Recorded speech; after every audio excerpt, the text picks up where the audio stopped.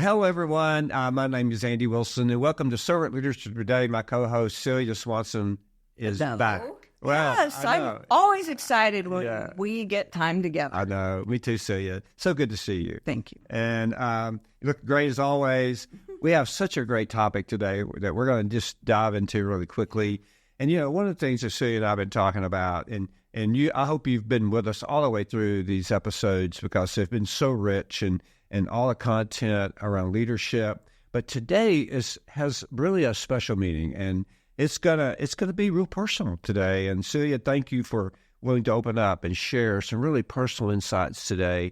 And we're gonna begin by talking about falling forward, and then we're gonna end talking about of resilience. Yes. And so it's gonna be good. So 2 bookends here. You're gonna really want to hang in here, because I will tell you, Celia's going to share some great insight. And so we're going to dig in. But Celia, we're going to begin and talk again about your book.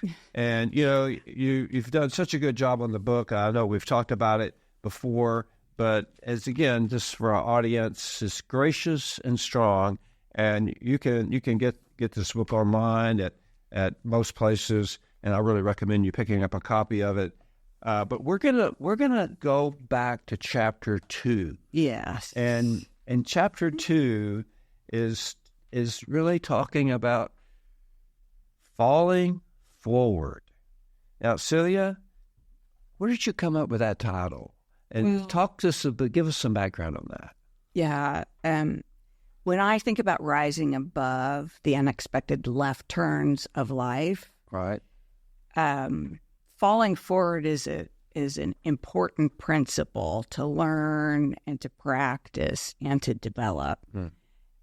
Because sometimes the change that's in front of you just completely takes the rug out from under you. You don't have, you've not experienced anything like that, and you're falling. Yeah. And the whole concept of falling forward is you can fall back, and you can never move out of the, mental space that you're in. You can fall down and you can wallow in whatever you're dealing with, or you can fall forward. And I feel very strongly that you usually fall down, and then it's a conscious choice as to whether you're going to move forward or whether you're going to get stuck in falling behind. And, all of us will fall. Yes. Andy. There will be falls. Yes. There's stumbles. It's life.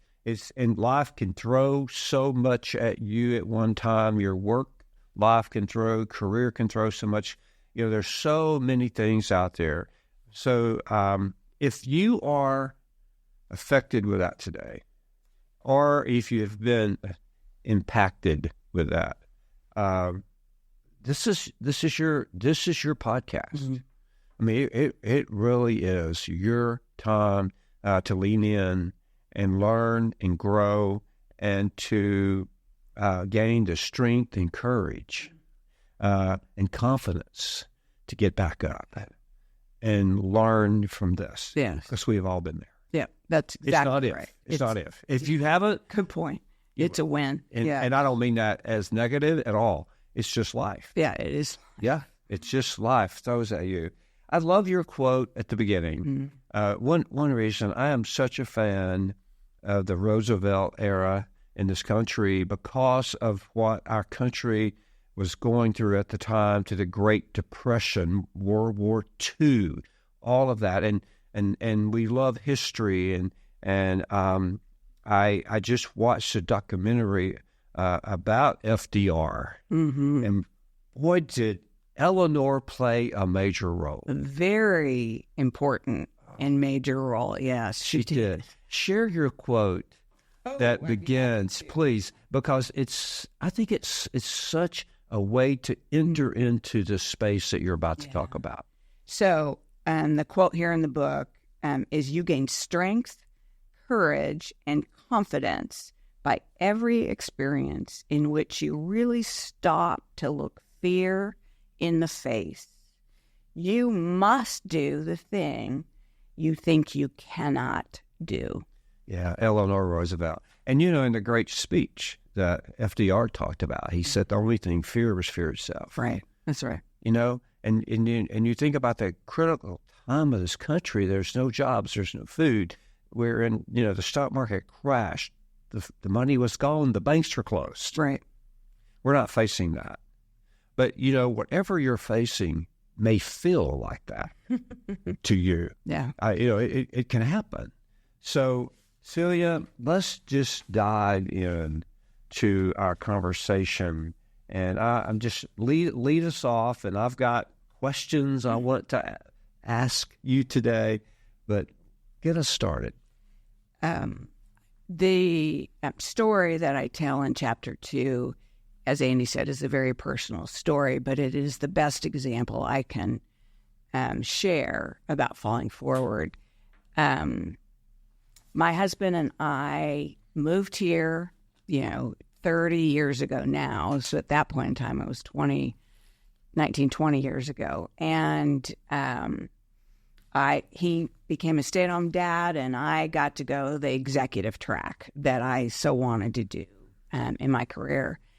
And one weekend, he wasn't feeling very well, but my daughter came home and said, "Dad, we have to get in the truck and we have to go to Nebraska because grandmother is not going to make it. Grandma's not going to make it until Christmas." And this was Labor Day weekend. And he's like, "What are you talking about?" And she said, "I just feel it in my bones. Grandma's not going to be around at Christmas, and we don't have any other plans to go see her, so let's go." And she finally convinced him, and they got in the pickup truck, and they drove to middle of Nebraska and picked up Grandma, took her to dinner, then checked into a hotel and made the trek back home to Bentonville. And it was during that time that his back started hurting really badly. And so he kept having Kendall stop along the way at places that were important in our life, where we went to college, where we got married, where we lived in Omaha, where he worked, where I worked. Just this whole story of, Celia and David Swanson. And when they got home, he still wasn't feeling well. And we went out to dinner and, kind of wrapped up the weekend, them telling me all about it. And the next morning, I had to run out because I had a big meeting with the CEO of Walmart US. My daughter ran out because she had hair appointment before she went back to college. And when she got back, she saw his truck still in the car or in the driveway, but she couldn't find him. And she hunted and finally was panicked at this point in time and went into the office there at the house. And he had fallen out of his office chair, and she believes he still had a heartbeat at that point in time. So she called a very close friend. She called 911. She was doing CPR. I get a call from the close friend that you must come. I don't care what you're doing now. You must come. And I'd never gotten a call like that. So, and all my friend said was, "It's David." And so I got in the car and drove myself home. And when I got there, he was being carried out of the house on a gurney to the ambulance. And I remember touching him. I remember talking to him. And then I remember going in the house and just trying to understand what happened. What did these two folks, Kendall and my friend, know? And where we were going to, what our next step was going to be. And clearly it was to follow the ambulance to the hospital, which we did. And again, I got in the car. Kendall's my passenger. I'm driving to the hospital, and she's peppering me with questions. "Mom, what could it be? Mom, Mom, Mom." And I would just calmly say, "We don't have the facts yet, so we're not jumping to any conclusions. Let's talk to me about what happened, share the experience." And once we got to the hospital, he They worked on him for about 45 minutes, but he did not respond, and he died of a heart attack. It was a widowmaker heart attack. Now, my husband was 6'2", tall and lanky, and worked at the stables every day, so did lots of manual labor, rode his bike, all the things that you would think he'd be healthy. Didn't have heart disease in his family, and yet that was what took him, a heart attack. What was, that moment in time was filled with friends who had heard that he went to the hospital, and they were gathering from Walmart and from just friends gathering in the emergency room, waiting room. A police officer who was insistent that he talk to me about our relationship, what was going on in our relationship. I mean, he was belligerent almost. And then my daughter, who found him and thought she had kept him alive, and then that wasn't true. And then the doctors. And it was just confusion. But for some reason, I stayed strong and steady through all of that, even when we got to go in and see David before they took him to the morgue. That moment was very special and personal. And my daughter to this day will say, I don't know how you drove us. I don't know how you kept your composure. I don't know how you navigated through all of that and didn't really lose it until it was, it was done. It was, his life had ended.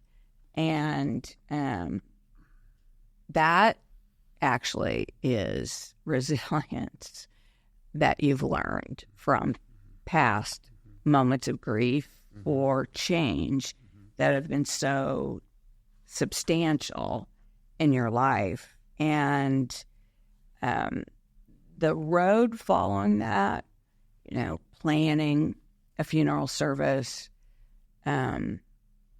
everybody coming in and being, family and everyone wanting to be there and supportive. And for about a week, you just have a massive support system that carries you through all of that process. And then, at about 10 days after, everybody's gone home.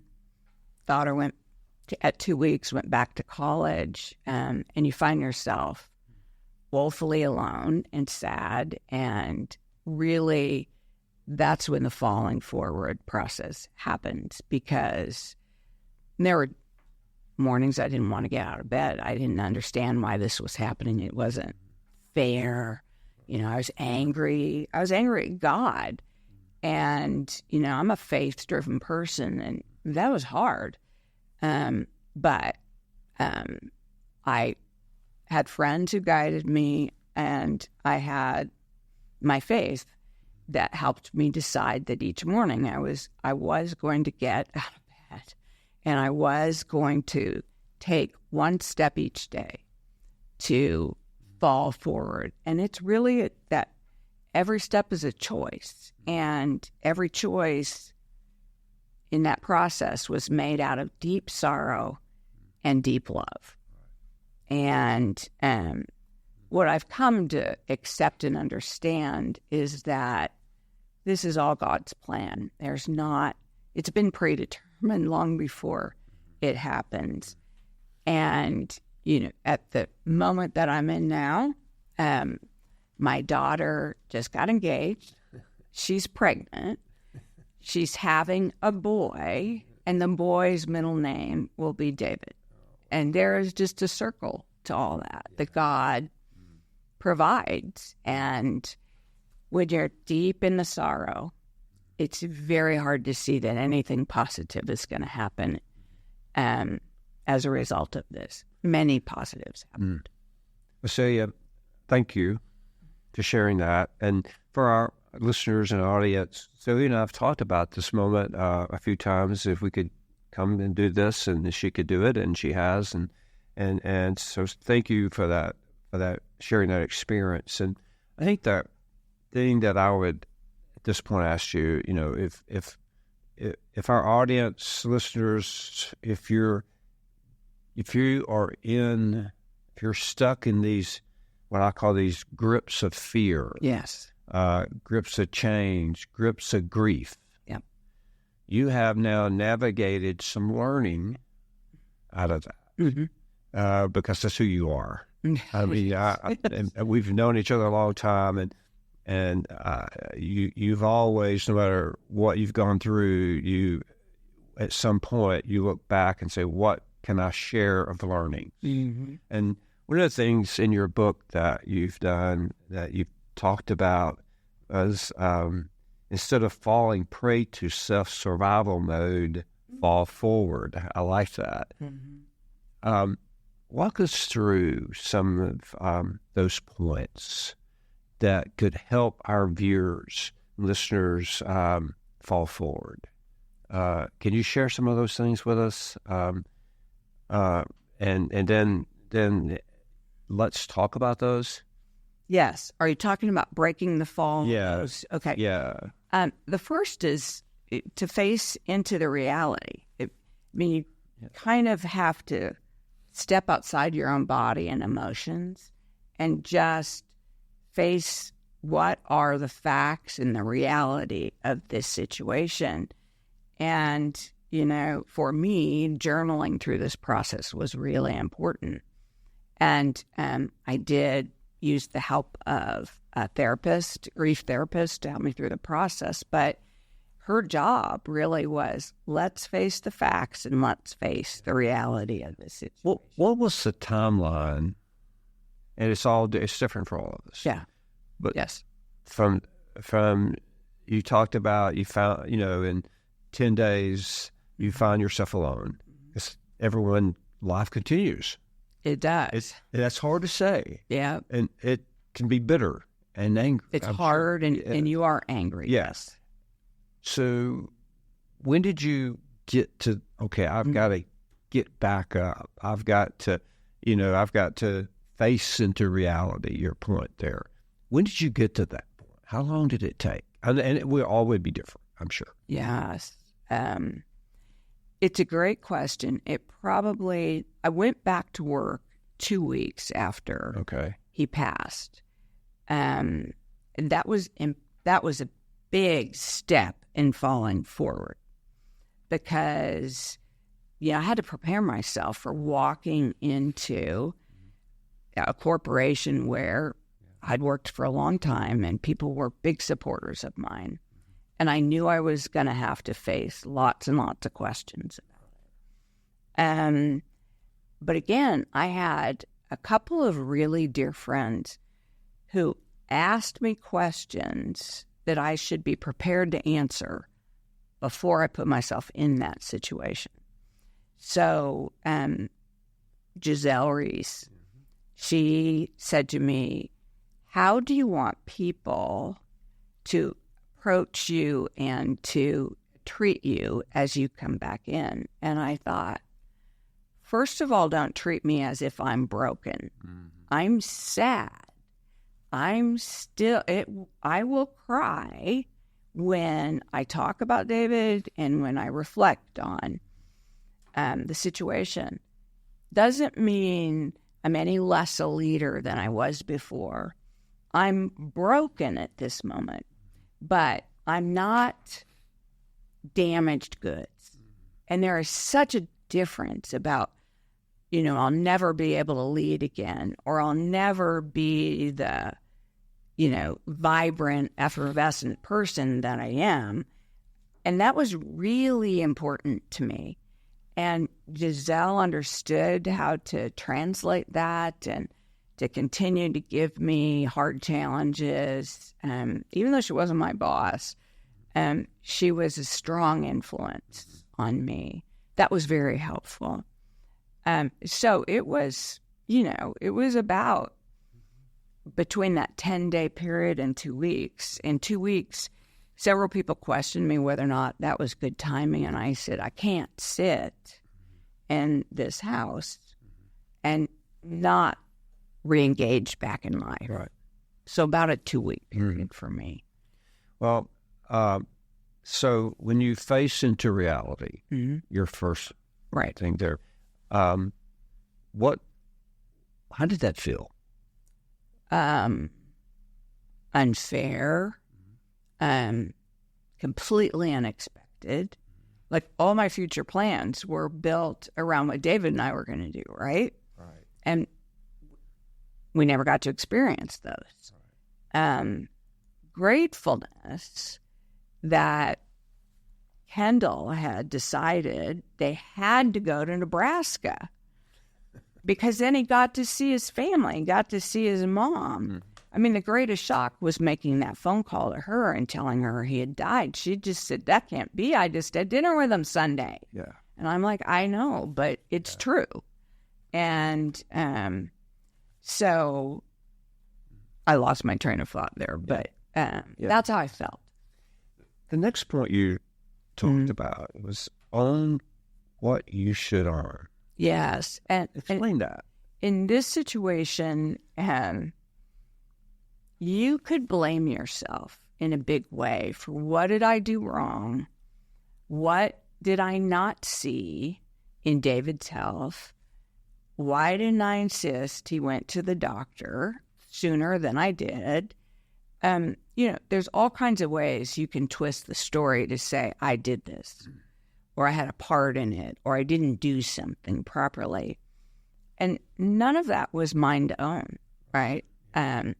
Yes, that morning, should I have insisted that I take him to the hospital because he still wasn't feeling well? Or to the doctor? No, I can't own that. He was also an adult and, he wouldn't have stood for that. And so that's what I mean. Mm-hmm. Don't put a different story in your head than what you actually should own about this situation. You in your book, there's you talk about calling out to yourself what you're the most afraid of. Yes. And the reason that I say that is, again, learning how to rise above is all about facing into your greatest fears. I would have to say most people's greatest fear would be the loss of their spouse. Right. Or child, like either one of those. And facing into your greatest fears is a form of preparation. Not that you want it to happen, but that you're conscious about how you might walk through that walk should it ever happen. Right. And that's what I mean. Mm-hmm.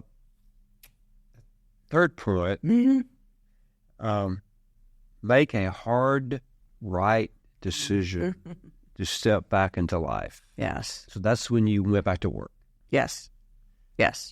And I call it a hard right because there's all different options. And do you want to step back into life? Okay, you are going to step back into life.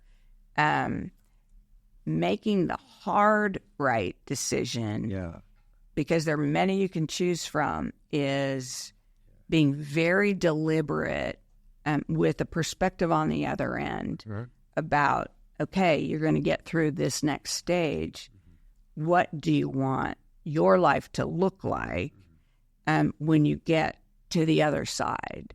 And then it's just consciously making steps, small steps that turn into medium-sized steps that turn into large steps that get you back into a thriving life. Right. Yeah, it's definitely not a marathon the first day. No. Because I think that would be a huge mistake. I'm not a psychologist, but I could see you could burn yourself out and create even more issues around that. And I think that's what I would want to do.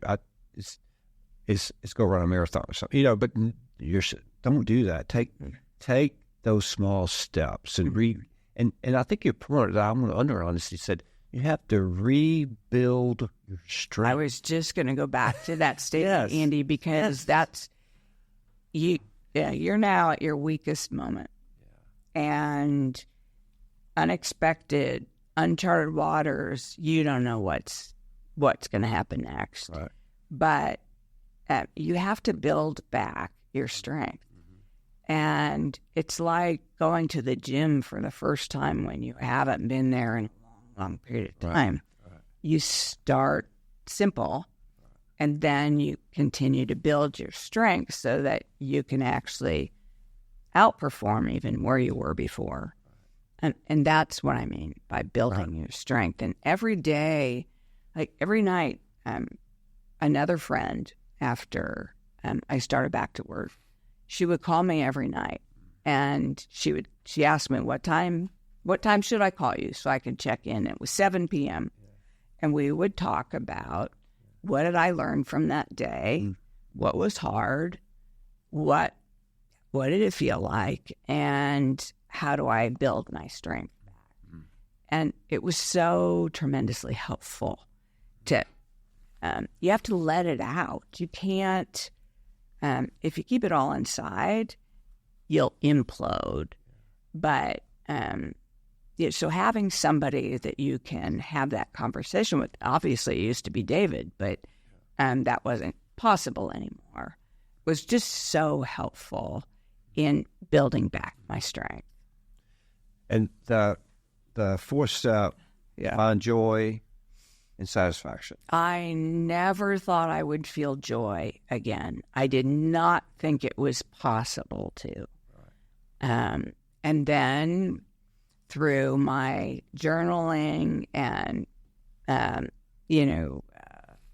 counseling processes, there was, this challenge by the grief therapist to say, what brings you joy? And how can you bring that back into your life? Joy must exist in your life. Right. And then satisfaction, just, okay, I'm doing the best that I can, and believe that every day, that you are doing the best that you can. And then, you're building your strength. And at some point, this is not going to be this dominating black cloud that's around you. It's actually, and even telling this story today, it's a way to help others. It's a way to be available for others. And I said to you earlier, I got a call from a friend who said, the worst possible thing has happened to a dear friend of mine, and that is her husband just passed away of melanoma. And he went in 10 days. And she now finds herself in a very similar situation that you found yourself. And I couldn't think of anybody better to call and ask questions about how can I be of help to her? And, will you meet her? And will you, be available to answer her questions and guide her as much as you can? And I believe that is exactly what God wanted me to do and wants me to do. Right. Yeah, that happened today on this recording, just before you got here, and so which is pretty amazing. Right. That's it. Again, here we are recording this podcast, and you were dealing with that. Yes. I mean, not dealing with it. You were answering a call. Yes. Anyway, which is amazing. Yeah. So thank you. Thank you for sharing that insight. It was extreme. I can't imagine how difficult that was for you, but thank you, because I think you will help many by sharing those insights. Mm-hmm. So thank you for doing that. Yes. What else would you share with us? Because I know we want to move to another topic today, and I don't want to rush through this at all. But what else would you share as we summarize this breaking or falling forward? What else would you share with us? For me, I draw energy from people, from any, social environment, but work, great teams. Find your path to get back into that arena that brings you energy. Clearly I'm an extrovert.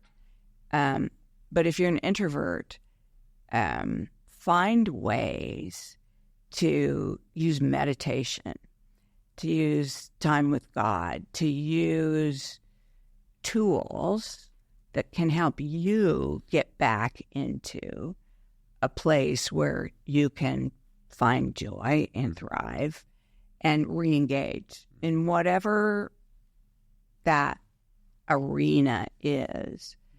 Just keep pushing forward. Yeah. If you don't, it'll grip you again. And, never did I think, and it's been 11 years now, right? I tell people, I think for the first 5 years I was in a fog.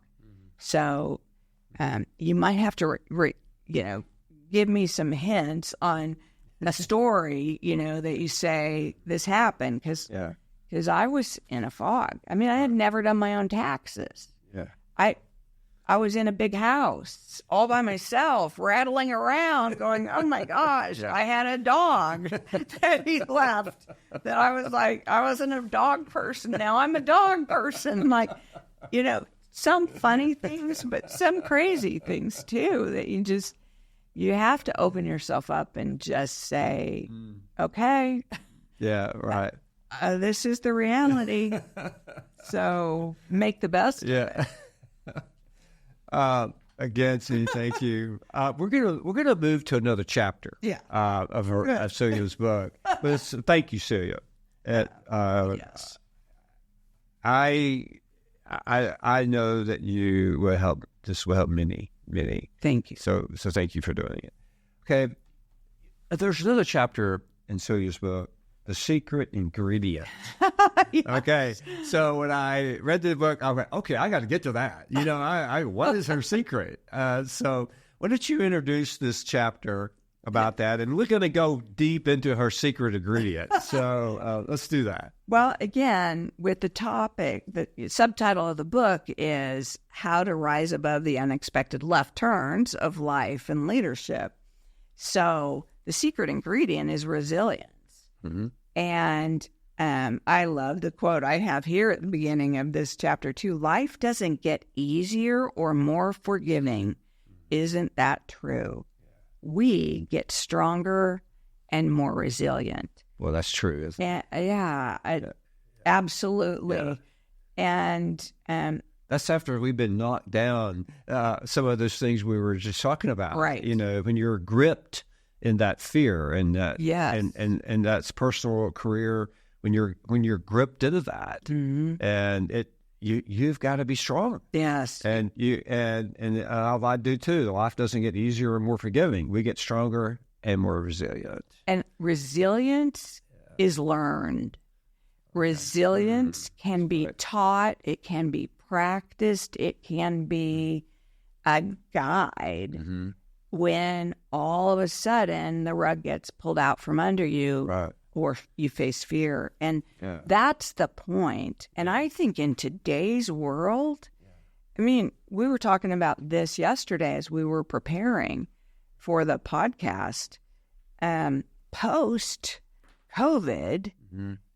the world is not the same. Absolutely. The world is topsy-turvy right now. And my, oh my, I think resilience is one of the most important leadership characteristics that you can possess. But again, my point being, it has to be practiced. It can be learned, but it doesn't just happen. And so from each of the experiences that you go through, take the lessons, apply them, and build this resilience factor in yourself. I think you're so right. As leaders today, as we, post-COVID. We learned a lot during COVID. Yes. Learned a lot. It's very unfortunate happened to the world. Right. But through that, back to what you share with us, there's learnings there for us. And I believe that as a leader today, I see, and I'm sure our audience sees too, there's leaders that are doing a great job post-COVID, and there's leaders that are not. Yes. There's companies that are thriving today because of great leadership, because how leaders have changed, how leaders now are leading the teams and communicating with the people. You know, it's with their leaders, and why many people are unhappy at work and discontent. Then you see the opposite of companies, that people are extremely happy, people extremely engaged, people are content, and things are just going well. So much of that has to do with leadership. Yeah, absolutely. And how leaders now are being resilient, and the people inside those organizations are. So I know we're going to talk about some questions you have asked us in this. So let's go through some of those questions and talk about that. Is that sound like a plan? Yeah, great. You know, I was going to ask the first question. You said, how can I rise above the grips of my current conversation? The grips. Yeah. Some of us feel gripped in our current situation. What are your thoughts around that, Celia? How can I rise above? Yeah. How do you rise above the grips of the current conversation? Yeah. It's stepping back and, again, face the reality. Don't make up stories in your head about what should have been or could have been or was or wasn't. What are the facts? And look at them through a clear, mind, a clear lens. Because sometimes it's not as bad as you think it is. Right. And other times you may have been protecting yourself. And quite honestly, it's worse than what you've allowed yourself to understand. But again, I journal a lot. And so writing down what are the facts in this situation, and then honing in on those facts. What makes me uncomfortable? What's causing me to be dissatisfied? What do I have control over? What do I not have control over?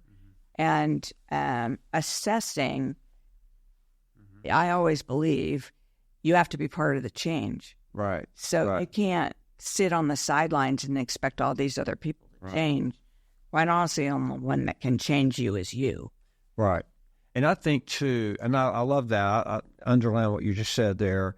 But, as leaders, and you're leading organizations today or teams today, one of the things that I think is critical about resilience is also, being very resourceful, being optimistic, being energetic. Yes. And I think, leaders will need today, post-COVID, in this current situation, I think our leaders need to be optimistic and caring and dealing with others in order to build those genuine relationships with their people. I think that's so important coming out of COVID or in this critical time, is that leaders have to be genuine. Yes. That fake stuff doesn't work anymore. Yeah, genuine relationships. People are not buying it. People are leaving companies that are not doing it. Well, they can see through it, yes. Yeah, they're not. You know what? Look, because we came through a very difficult time, just like your quote from we shared at the beginning of our podcast about the Roosevelts and the Great Depression, then the war. Look how FDR, he was so optimistic. He was so resourceful. He was so energetic, a man with polio. Yes. And as leaders, we have to be that model. Yes. Don't we? Yeah, absolutely. I think that's how we arrive. I think that's how we lead our teams to rise above this grip of this grips of our current situation. Yes. I think we have to do that. I love those three. Yeah, I do too. Those are powerful, aren't they? But optimistic is, I've always seen the glass half full. Yes. I have never seen the glass half empty. I just simply don't believe it's half empty. I think there's opportunity inside that glass. Yes. And it matters because if you're trying to pull a team through, an experience or a challenge or to rise above, you have to be the one who's painting a vision of success and, optimism. Right. And, as leaders, as we look forward in our business and where we are as a country and globally, there's so many challenges today. Those challenges are going to become easier. Right. They're going to be. It's going to be more. And I think that you have to look back as a leader and you're not in this as a solo. You're in this with your team, and you can't just give orders and expect it. You've got to have a conversation. You have to have that relationship with your people. You've got to be open. And I think one of the greatest things as leaders we have to do is that we have to share what we don't know. Yeah, Sandy. Yes. And I know I keep referring back to the period in our country that we spoke about, but it sort of feels like some of that today with inflation and with other challenges and all the things that we've come through.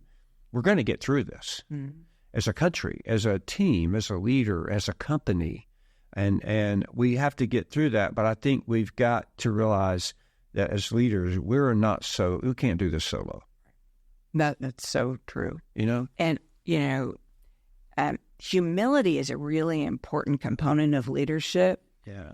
But you balance that. Humility would be going to your team and saying, I don't have the answer to this particular challenge, but let's all come together and ideate over what are some possible ways, through this. Well, I think then it's taking back your role as a leader and being decisive and creating a vision based upon the solution that's been presented, and be the champion of that. Absolutely. While the team works through the solution that's been identified. I think that what you said is so important, and what I would do is underline. You have to be honest and authentic. Mm-hmm. Leaders, you can't fake it, and you shouldn't fake it. We should never try to fake it. Right. You've got to be authentic. Yeah. You've got to be honest. And even that goes back to your earlier message to us when you were getting back up. And your friends said, you got to be honest. I'm going to cry. Right. I am. We have to be that. That's who, because people see us. If we're not honest, we're not. If we're not honest, we're not authentic. Then we're not being truthful. And we don't buy that anymore from our leaders. And we shouldn't. No, we can't cover that up. All right. And you shared that with us. Another question is, how can I create opportunity for others when I feel the weight of the world is crushing me? Yeah. Talk about that. It probably goes back to that glass half full philosophy that, others have gone through this. Except for new world experiences, right. Most people, there's somebody out there who's gone through this before. So how can I learn from them, but how can I turn that into an opportunity to help someone else? Right.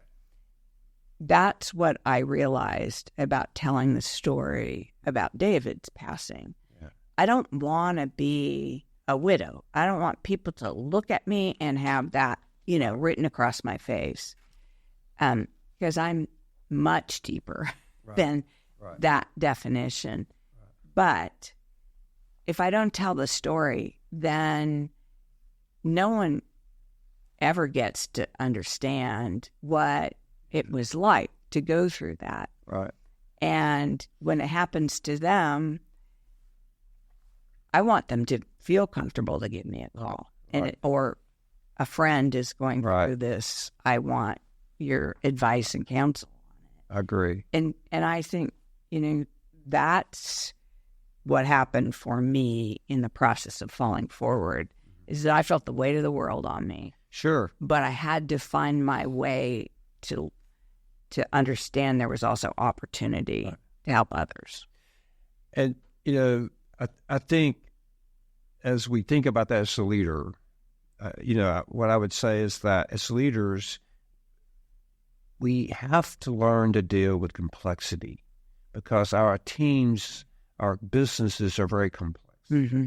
It's so complex today. And you have to, as a leader, you have to learn to deal with ambiguity because many decisions are not clearly spelled out anymore because we haven't been there. Mm-hmm.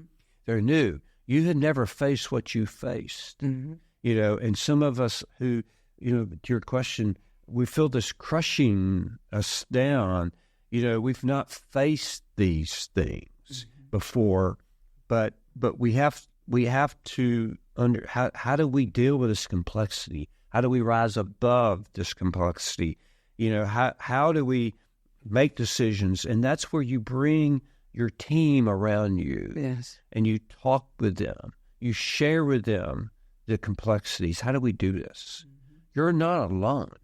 You didn't do this alone after David passed away. Right. Because you kept talking about the people that came around you. Even after the 10 days, there were still some people there. And there's still people there today, I'm sure. Yes. But you've got to get back up like you talked about. And in business and in personal life. That's exactly right. And that's easier said than done. So much. The words make sense. The actions are very hard. Celia, how did you do this? How did you were walking through this, as you said your words, you were gripped with this grief. Mm-hmm. How did you influence people around you when you were in this? And like this is about me. I don't need, you had people reporting to you. You were mm-hmm. reporting to leaders in the organization. But how did you do that in a positive way without being bitter? Yeah, I had to get over the bitterness, and not. It was a process, but it was easy for me because, again, I had deep love for my husband, and I had my faith. And so, not being bitter really never was going to be my choice. Good. You chose not to be. Exactly right. I chose not to be.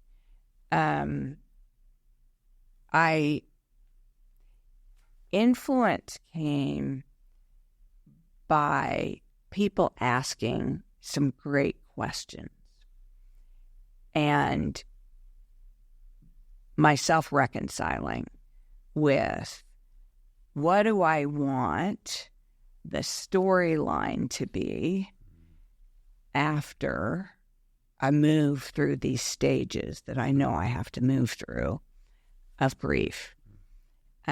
What do I want people to say about how I handled it? What do I want people to learn? And how could I influence people? Influence actually was much more about the actions that I took and the model that I wanted to be for others who were dealing with their own mm-hmm. grief and fears. And so it was a more quiet journey. It was a more reflective journey. It was a more purposeful journey.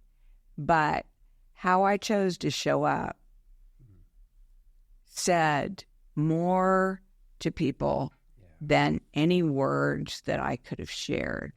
But how I showed up, what I showed up to, how, I conducted myself. And your point back to, I'm going to cry. Yeah. Like, don't let that fool you. It's just a sorrow response, right? But so just let me. I mean, that's what I said. It was just let me cry. I'll get my composure back in a minute or two, and then we'll be back on, the path again. But how you show up is the best way that I can say how you influence others in a positive way. I think I understand why you titled this book "Gracious and Strong" after today. Oh, that's awesome. Explain why, though. Because you had to be gracious and strong. I mean, you came through what you did, and you're here today. You wrote a book. You learned a lot. But when you think about what you were and are today, what you had to be, what you are today, you were gracious and strong. And I think that's the message for our viewers and listeners. It's how to rise above the unexpected left turns of life and leadership. And Celia, today, I can't thank you enough for sharing those unexpected turns of life. Yes. That you've done that today. Well, so thank you. I believe that's God's calling for me. And I'm glad it's impactful. I'm glad it resonates. I want it to resonate with our audience and help them pull through tough situations that they're in. Right. But what's so interesting about the title of this book is that I didn't come up with it. Someone said, that's how you led through a situation. And I saw you and watched you for years. And I was tremendously complimented. Sure. I work with this person now because that was such an insightful statement and so many proof points along the way.